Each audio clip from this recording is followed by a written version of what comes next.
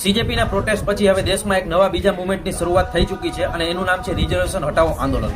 આજથી લગભગ 70 વર્ષ પહેલા સમાજમાં અપૃષ્ટતા અને ભેદભાવનો સામનો કરતા લોકો માટે સમાન તક મળે તેના માટે રિઝર્વેશન વ્યવસ્થા લાવવામાં આવી હતી. પણ આજે ઘણા એવા લોકો પણ છે જેઓ આર્થિક રીતે ખૂબ જ સક્ષમ છે અને મોટા મોટા બંગલાઓમાં પણ રહે છે, છતાં તેઓ રિઝર્વેશનનો લાભ લઈ રહ્યા છે. પણ એ ગરીબ, ખાસ કરીને જનરલ કેટેગરીમાં આવતા વ્યક્તિનો શું વાંક, જેના પિતાજી આજે ઓટો ચલાવીને પરિવાર ચલાવે છે, જેનું બાળક ખૂબ હોશિયાર હોવા છતાં મહેનતું છે, છતાં પણ જનરલ કેટેગરીમાં આવતું હોવાથી પોતાની પસંદગીની સ્કૂલ કે કોલેજમાં એડમિશન મળતું નથી અને નોકરી મળતી નથી. તો પછી હવે શું સમય આવી ગયો છે કે આ આખી વ્યવસ્થા ઉપર ફરી એકવાર ચર્ચા કરવામાં આવે અને ખરેખર જે હોશિયાર હોય, મહેનતુ હોય અને જે લાયક હોય તેને જ શિક્ષણમાં, નોકરીમાં તક મળે. ઓછા માર્ક ધરાવતા વ્યક્તિ ખાસ કરીને નોકરી મળી જાય છે, છતાં પણ ખાસ કરીને જનરલ કેટેગરીમાં આવતો વ્યક્તિ જેને વધુ માર્ક છે તેમને નોકરી મળતી નથી. હવે આમાં ક્યાંક વિચાર કરવો પડશે. તમને નથી લાગતું? સોશિયલ મીડિયામાં રિઝર્વેશન હટાવોના આંદોલનથી આ એક પેજ ખૂબ જ અત્યારે વાયરલ થઈ રહ્યું છે. લગભગ દર કલાકે 8 થી 10,000 ફોલોવર અહીંયા પર વધી રહ્યા છે. તો કેમ નહીં, તમે પણ આ મુવમેન્ટમાં જોડાઓ. આ વિડીયો ખાસ કરીને શક્ય હોય તેટલો શેર કરો અને તમારો મત